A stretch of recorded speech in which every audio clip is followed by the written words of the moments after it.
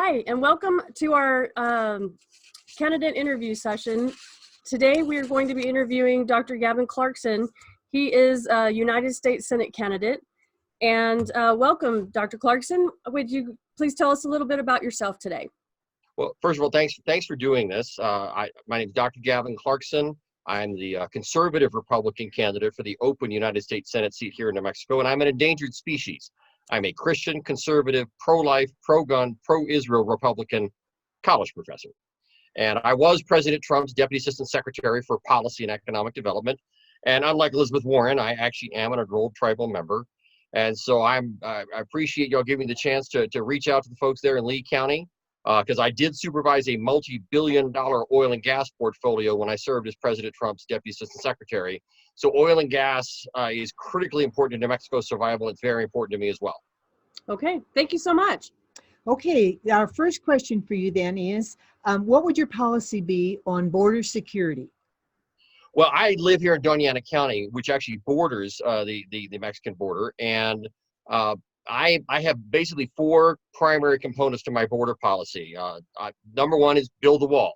It's got to be a high-tech wall where we have the monitoring capability, because that also allows Border Patrol and the brave men and women of Customs and Border Protection to allocate their assets and their scarce resources in the way that makes the most sense. My wife is a legal immigrant who followed the rules, but it took her 14 years on our broken immigration system to become a U.S. citizen. So we clearly need to fix our broken immigration system. We also need to close the loopholes in the system. There's a false notion of birthright citizenship. I'm actually not a U.S. citizen because of my birth inside the United States. As a tribal member, I was made a citizen in 1924 by an act of Congress called the Indian Citizenship Act. So it is absolutely false when anybody says that the children of illegal aliens born here in the U.S. are automatically U.S. citizens. It's just simply not true. We also need to close down the asylum loopholes that are happening. My wife and I have actually had Brazilians surrendering to us because Border Patrol was busy with a different group of Brazilians.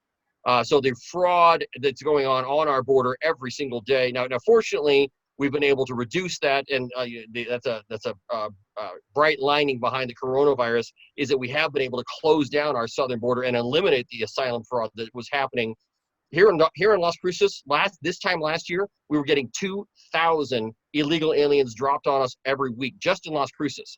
Fortunately, that's not happening this year, and it's unfortunate that coronavirus is part of the reason, but we certainly need to fix that.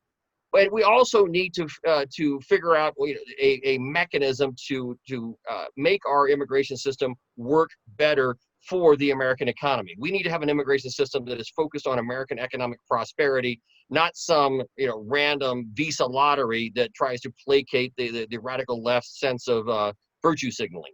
Okay. Thank you. Thank you very much.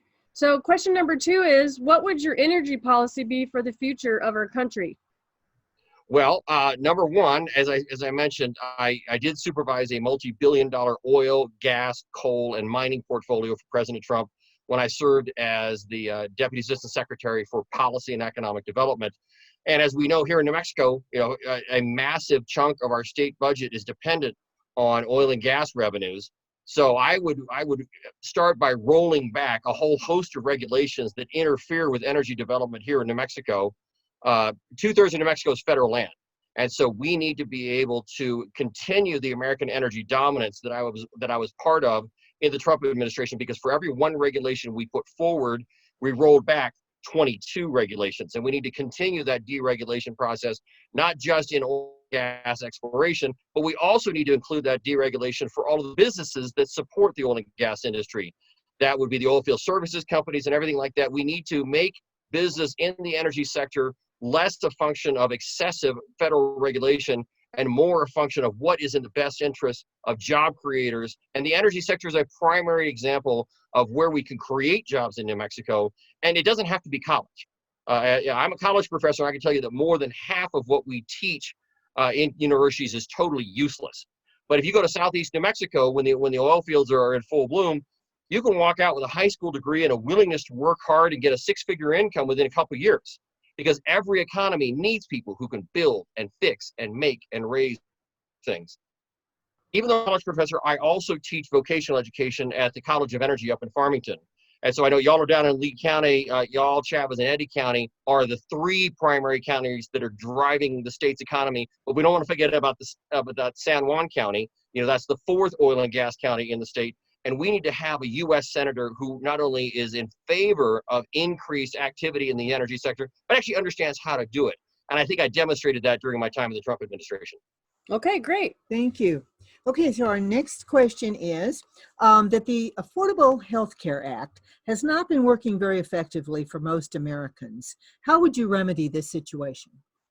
Well, I actually put together a slide, so let me real quickly try and share this slide with you, because the Supreme Court, when its final decision, when it eliminated the individual mandate and basically the Obamacare is now sort of on its last legs, or it's a death spiral. We clearly need to replace it. The question is, what do we replace it with? And so there's legislation out there that's referred to as the Patient Option Act.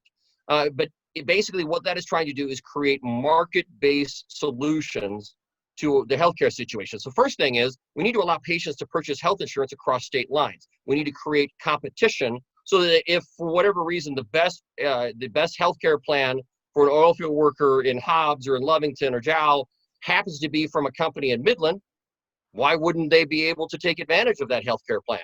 We also need to make healthcare expenses tax deductible.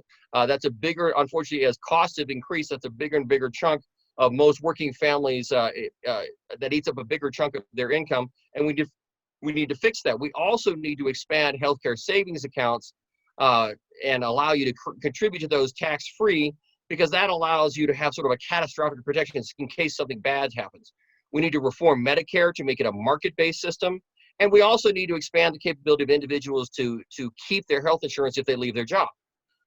We also need to allow businesses, smaller businesses, to be able to easily pool together with related companies or even independent companies to be able to provide good healthcare solutions for their employees. We need to make healthcare pricing more transparent. That's part of the reason why costs have been able to skyrocket so much, is because most people really don't understand what their healthcare costs. We also need to reform some of the emergency room regulations to allow doctors to be in charge rather than bureaucrats to be in charge of determining healthcare outcomes in an emergency room. And then one of the things that we've discovered in the coronavirus epidemic is that whether you have a shortage of doctors, they've relaxed regulations to allow out-of-state doctors to come in and practice emergency medicine. We need to make that permanent. And again, that's a market-based solution to the healthcare debacle that used to be called Obamacare. All right. Well, thank you so much. Okay. We really appreciate, oh, there you are. Yeah, and I'm trying to keep the answers to 2 minutes. Healthcare is obviously a very, very difficult topic to cover in just 2 minutes. We could spend the entire interview just talking about healthcare.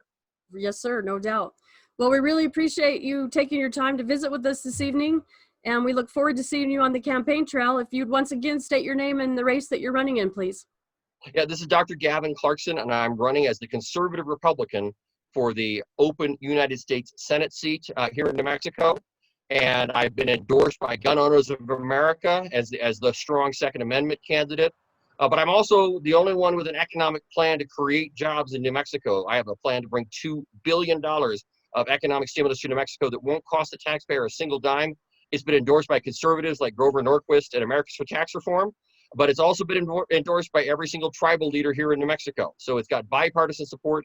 It'll bring $2 billion of private sector investment, and it won't cost the taxpayers a single dime. And that's just one example of the kind of plans I have for New Mexico's economic resurgence, because we're going to need it coming out of this coronavirus debacle. Okay. Thank you Thank you very so much. much. Appreciate you being with us tonight.